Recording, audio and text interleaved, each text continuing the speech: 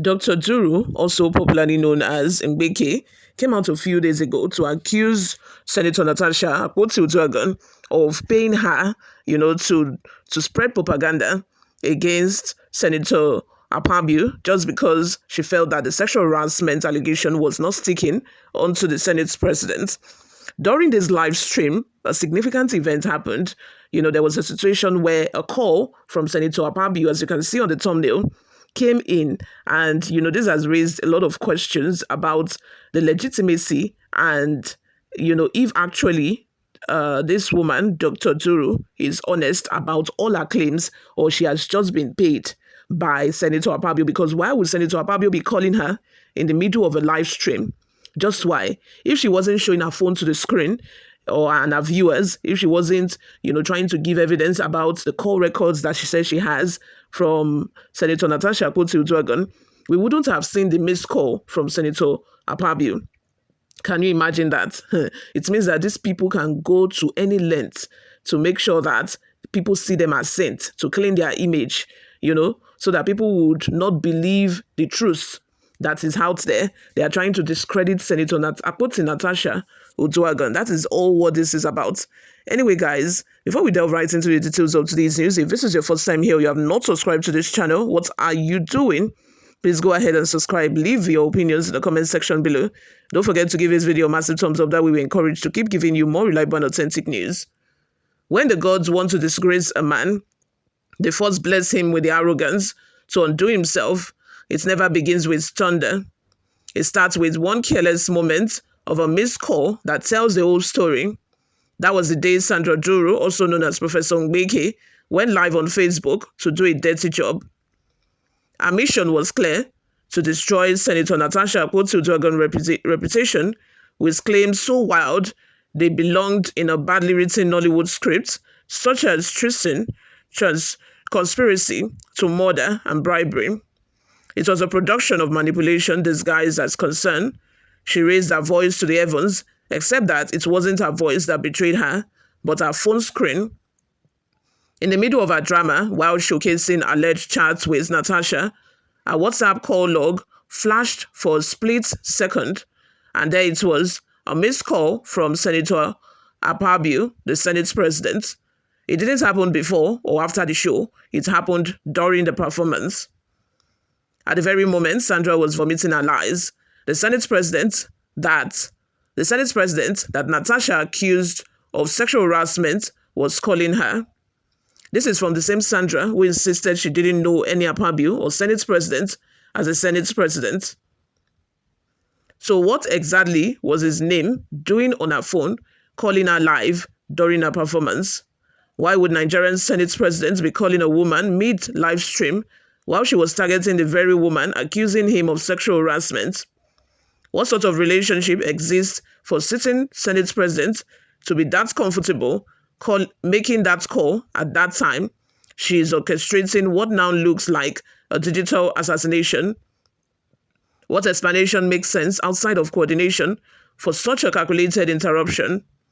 Why would Sandra claim ignorance of Akpabio when her own call log proves a direct active link? The live stream that was meant to destroy Natasha became evidence in plain sight. It was a digital crime scene with a call log as the blood on the floor. The screen exposed what her lips tried to hide. What we witnessed wasn't mere coincidence. It was a political autopsy gone wrong and a digital blood stain on the floor someone forgot to mop. It takes only 1 second of carelessness to unravel a well-funded deception. It doesn't stop with Akpabio.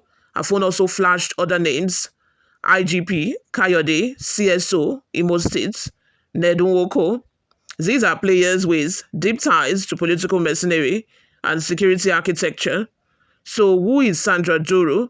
Is she a journalist, a security agent, a civil rights crusader, or a political contractor used by men too weak to fight their battles in daylight? You all, let's have your total opinions in the comment section below. What do you all think of this? It's so obvious that this woman was obviously paid. Just that, hey, now so God, they catch person. There is no how you want to run away from the truth. Karma just has its way. God also has his way. Imagine a live stream that was meant to tarnish the image of Natasha Akpoti-Uduaghan, calling her a liar, refuting all of her claims of sexual harassment. The same live stream exposed this woman, exposed that this woman is actually working with Senator Godswill Akpabio, just to, rebrand him and tag Natasha a liar, so that people would start, thinking and thinking again and say, we think Natasha might be lying, and at the end of the day, Natasha do not even have any evidence. She did not bring forward any evidence.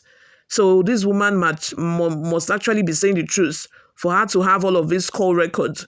You guys, if you remember on the video where I explained, that this woman was going on a live stream to expose Natasha, I also mentioned the fact that this call log or screenshots of call records that she says she has might just be another person's number that she just saved with Natasha Akpoti-Uduaghan.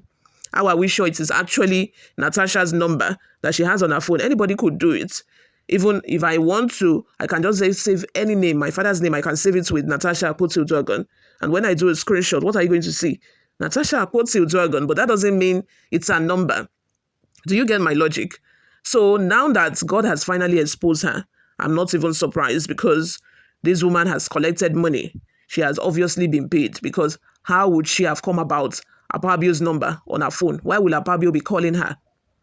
Anyway, guys, before we go, let's take a look at some of the reactions we got online. Peter says, it is God proving her a liar live. Wish God were testifying against men live when they are lying. This world would have become heaven on earth. Peter Mitten says, did I see Nedunwoko name on the missed call list? Babarandi boxers underwear, don't chop too, and clean mouth. Jacob Arillo says, what has continued to baffle me is that Natasha is here to take this sexual harassment case to court, despite her insistence that she has incontrovertible facts to prove her case against the SP. I think she's a lawyer, and she knows fully well that for this sexual harassment allegation to stick, you need a solid evidence. And I think she might not even have that solid evidence, which must be why she has not taken the case to court yet. Julie Ben says, so even if Senator Akpabio missed call appeared, how are you sure it was the real Senator Akpabio that made the call, not the fake one? That can be cloned in today's media technology. It seems you don't understand the ideology behind all of this. This woman was trying to make Natasha look bad and Akpabio look good. The logic is that she had already said she does not know Akpabio. Even if at all it is a fake Akpabio, she cannot clone Akpabio's phone number on her phone, because she's trying to prove that she does not know him. So there's no way she would have logically done that. The only person she's trying to tell us that she knows and have had a relationship with is Natasha Akpoti-Uduaghan, which was the screenshot she was trying to show. Do you get it? So the only person she could have possibly cloned her phone number is Natasha Akpoti-Uduaghan, because she was seriously trying to show that she had had discussions with this woman before and not Akpabio. If anything, she would have wanted to delete his number Senator Akpabio's phone number from her phone, just to buttress the fact that she said she does not know him. Atairu Tijani says, talk true that IGP Kayode's name appeared. What a conspiracy. They made Senator Natasha super heroine lady. God bless Senator Natasha forever. Akpabio just decided to destroy the good work of his administration. Ashiwe says, fake news, God puts confusion in your life. As you want to use this fake news to confuse people, the devil should visit you for posting this fake news. Hey, is it that bad? You all, let's have your thoughts and opinions in the comment section. Thank you very much for always listening and watching, guys. I'll see you all in my next video. Bye for now.